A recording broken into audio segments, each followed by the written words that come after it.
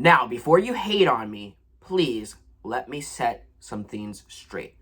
There are elements in this film that I really enjoy. I like the performances of the villains. I think the villain idea is pretty cool and at times very well executed. But everything around this idea falls flat in my personal opinion. I like the Spider-Man as well. Spoiler alert, all the Spider-Men coming in. I mean, everybody's seen this movie by now, but all the Spider-Men, Tobey Maguire, Andrew Garfield, I felt like was a cool idea, but it was poorly executed. Now, let's jump right into the video. The positives. So before I jump into the positives, everybody, please leave a like down below, comment, subscribe, do whatever the heck you would like to do. But let me talk about the lead up to this movie. I'm not someone that was bashing this film. Now, this film was the first non-woke movie from Disney that I have seen in a long, long time. So that's a very big positive right off the bat.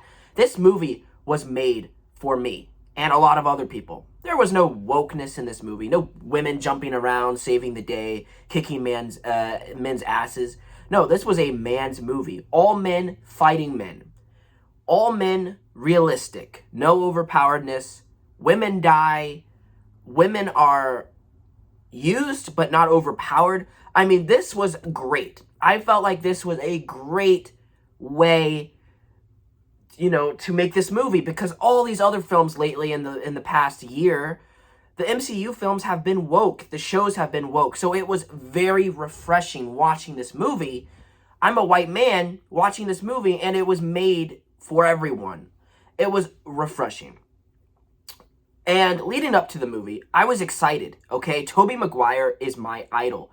I love the guy. I love Bully Maguire. My videos are inspired by his just weird charm, his weird charisma. Sometimes I actually reference Bully Maguire in my skits. So, Tobey Maguire is my icon. He's a legend. Andrew Garfield, I'm not a big fan of Andrew Garfield, but he's grown on me. I mean, okay, I'm not a big fan of his portrayal as Spider-Man, but I love Andrew Garfield as an actor. I think he's a great actor, a really great person. And he's grown on me a lot. So, leading up to this movie, I was pumped. I could barely sleep. And for a little while, all of the MCU stuff, all of the past MCU stuff was just out of my brain. And I was not thinking about really what the MCU is, but we will jump into that in just a second. So I was pumped. Originally, we were going to see the movie in a small theater, but we saw it in IMAX at the World Golf Village. So I was excited. I ate at the Murray Brothers restaurant, the Caddyshack restaurant that is owned by Bill Murray himself. I ate there before the movie. I was pumped, and we sat down. It was a packed house. Right off the bat, I was turned off by these immature little Spider-Man fanboys, but I'll get into that later. So, film started, and like I said, I enjoy the villains the most out of this movie. It was so much fun watching Dr. Octopus, played by Alfred Molina. It was a treat watching Willem Dafoe, who is the best part of this film. I mean, he carries this movie. He is epic. I mean, most of the time, he doesn't really belong in an MCU film. He is violent, gruesome, and his character is very well acted and very well thought out. You don't really see that a lot in a MCU movie. So he was a different kind of villain that didn't really belong in this movie. You could tell Willem Dafoe was way too talented for this film. So I really enjoyed that. I enjoyed, spoiler alert, the death of Aunt May. I thought it was a very well-handled death scene. For example, the whole apartment fight was really well done. I think that was the best part of the movie. All of the villains crowding into this apartment. It was Peter, Tom Holland, only him, and he was stuck with Aunt May, and you had these two people with a bunch of villains, and it felt realistic. It felt claustrophobic. It felt like something wrong could happen. Something could go wrong at any moment in this part. And it did, of course. But this was a great scene, in my personal opinion. Not a lot of comedy here. But when they did have comedy in this scene, it worked. I really enjoyed it. I like some of the parallels to the Amazing Spider-Man 2, where Andrew saves Mary Jane in this movie, kind of redeeming himself because he couldn't save his love, Gwen Stacy, in the Amazing Spider-Man 2. And I thought I really enjoyed that they actually referenced the old movies. So Andrew was talking about Max, played by, God, I always forget his name. Electro, basically. Electro. I love these little references, Flint Marco and Toby, even though I wish they had a little bit more between those two characters, but they did acknowledge the past, which I really, really enjoyed. So, I've been talking about 5 minutes. I've been talking about some of the good positives. Let's talk about the negatives, because, oh my god, there are a lot of negatives. So, first off, as a Spider-Man film in the MCU, does it work? No. This is supposed to be Tom Holland's movie, and the whole first half of the film is dull. It falls on its face. And I was just like, hurry up, get to the good stuff. The first problem I had in the beginning of the movie was the stakes were not high enough. When you saw the last film, Tom Holland was revealed to be Spider-Man. Peter Parker was revealed to be Spider-Man. And when the last movie came out, I didn't really enjoy that movie that much either, but I was kind of shocked. I was baffled that they would go down this route. I think it was major balls by Disney that they would go down this route. And what did they do with it? Well, they played it more for laughs. At the start of the film, it takes place exactly right after the second film. And instead of it being dark and serious, you have Peter flying through the city with MJ, and he goes on the phone with Ned, and he's like, dude. And then MJ's like, dude. And they jump off, and it is really cringeworthy. So that's the kind of stuff that really ruins the film.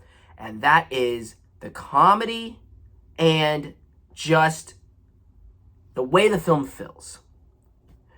It's terrible because you have some really dark moments in this movie, but they are overshadowed by the comedy and the light moments of this film. It is really, really bad.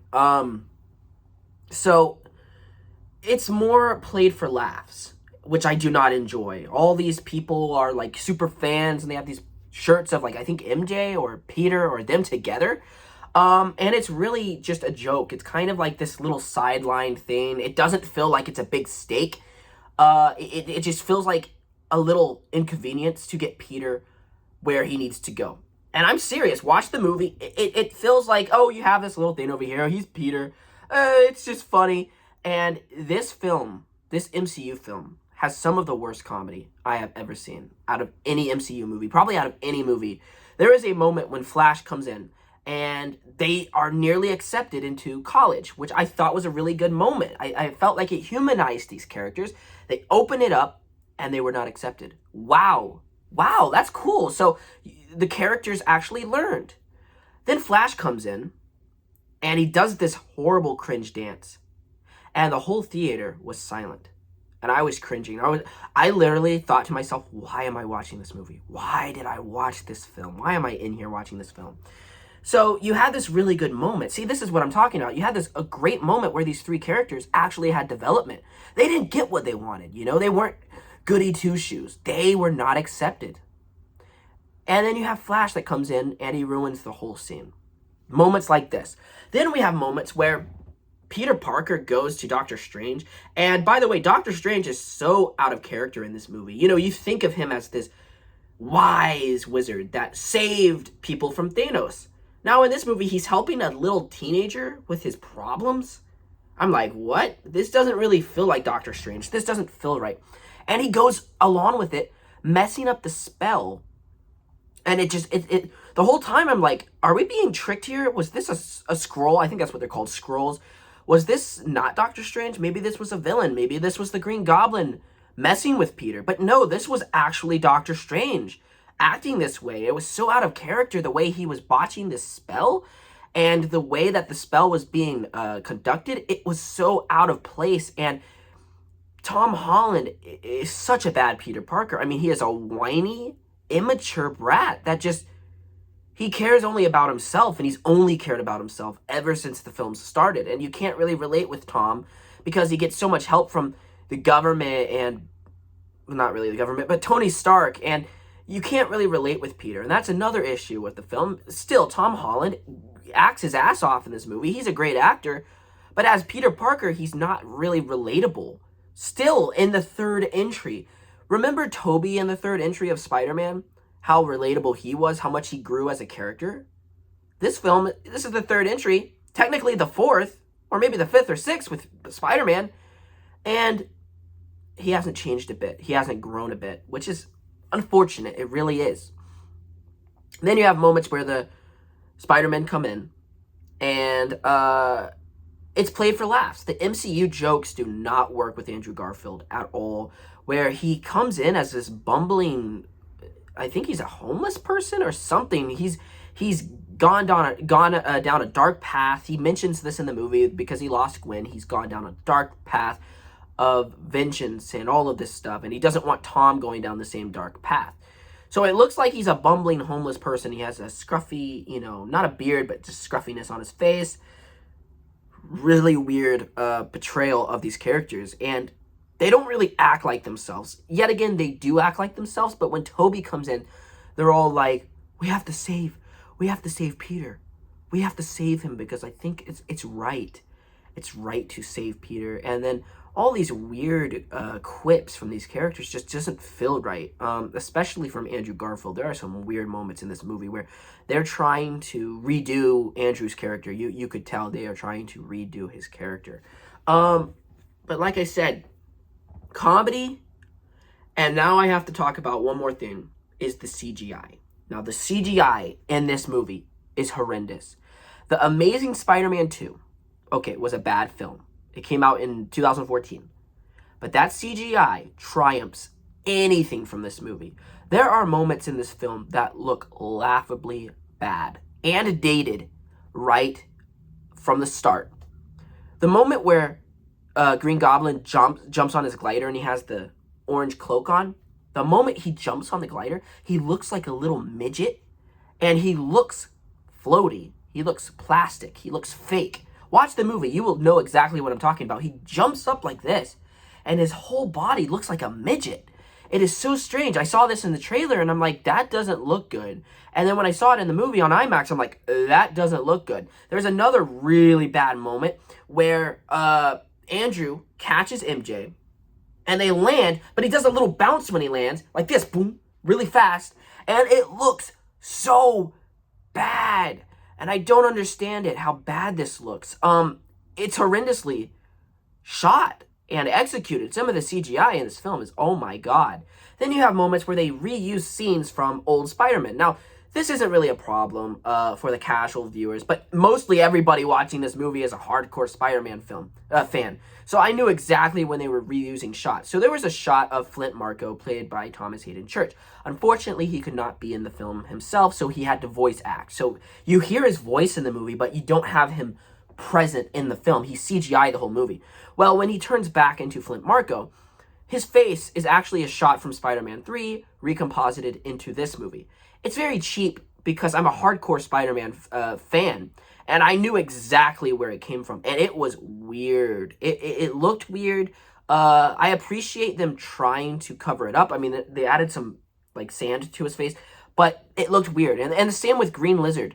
Same thing they did with Ralph Evans. I'm sorry if I butchered your name, but they did the same thing with him because he was unavailable. So they CGI, they composited his appearance from Amazing Spider-Man and put it in this movie. It's the same exact scene for both of these actors from Spider-Man 3 and The Amazing Spider-Man. So if you're a hardcore Spider-Man fanatic like I am, the Raimi-verse, you will know exactly where these shots are from, exactly what part these shots are from.